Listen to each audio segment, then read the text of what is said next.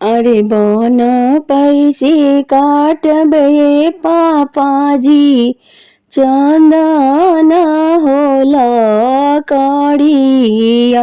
अरे देश पैसे खोजबे पापाजी, पंडित हो दामाद। अरे कैसे में चिन्हबो बेटी, चंदन के होला काड़िया।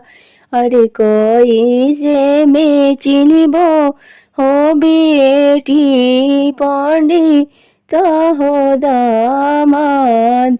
अरे गम कता होई हे पापाजी, चंदन के होला काड़िया।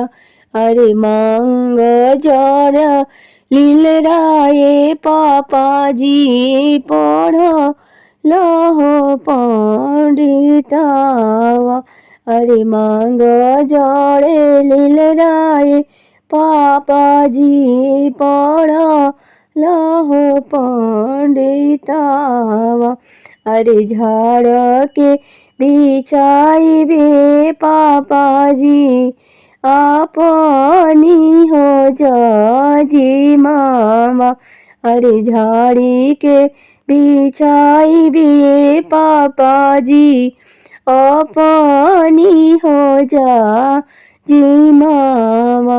अरे कौर बैठे पापाजी, नई हर के हो लोगावा।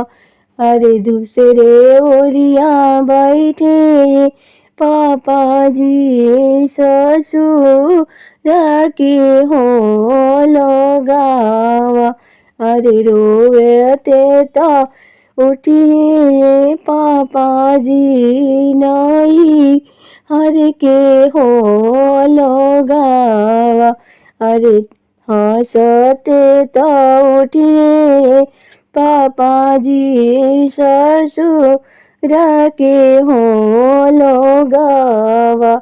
अरे ताल ठोकट उठिए पापाजी, ससुर के हो लोगा।